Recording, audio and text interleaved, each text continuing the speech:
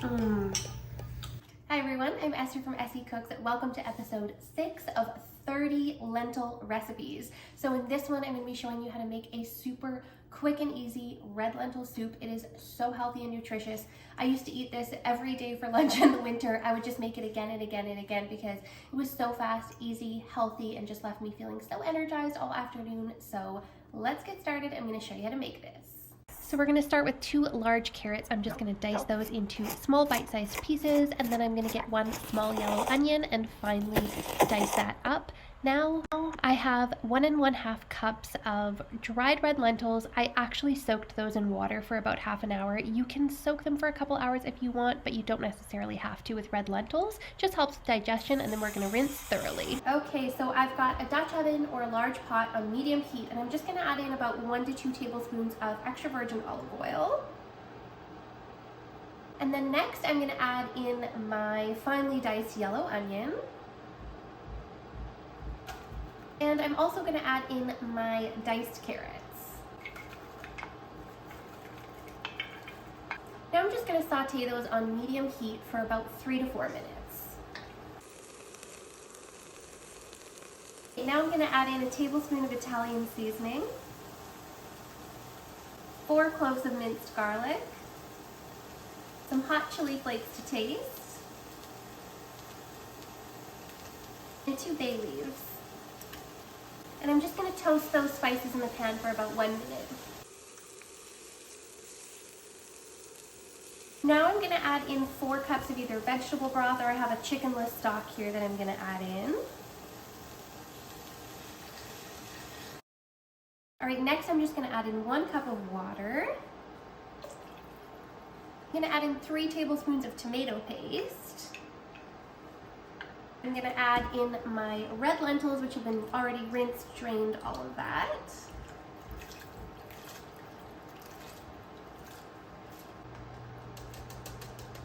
This is totally optional, but I find this just enhances the flavor of all soups in my opinion. I'm just going to add in half a teaspoon of white miso paste.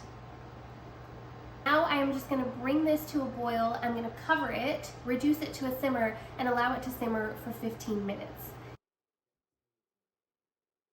This soup is super versatile, so if you wanted to add other vegetables you have in the house like bell peppers, or if you had some celery, you can add those in at the same time as the carrots and just make your soup like normal. This is so good for using up old vegetables in the house. And now that the soup has simmered for about 15 minutes, I'm going to go ahead and grab about 2 cups of the soup, and I'm just going to blend it up and put it back in. It's just going to make it more creamy. It's just going to improve the texture. Careful not to get the bay leaves in there. Now I just have my little immersion blender here. I'm just going to use that to blend it up. Okay, now I'm going to add that little bit of blended right back into the soup.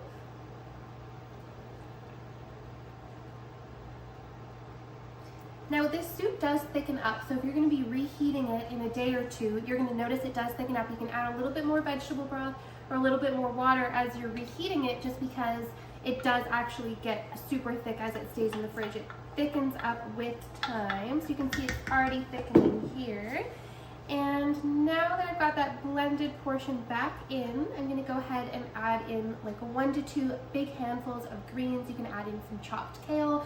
You can add in some spinach. I didn't even chop it. I'm just going to throw it in just to make it nice and easy. If you don't want to add greens, don't add them, but I think it's nice to get some extra veggies in. We're just going to allow the spinach to wilt, to cook down. It's only going to take about 1 to 2 minutes for that.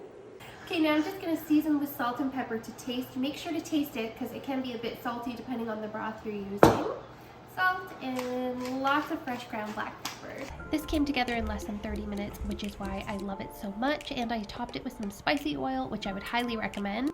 That smells nice. It smelled it cooking too. It smelled really good. Nice. Just so healthy and delicious. Delicious.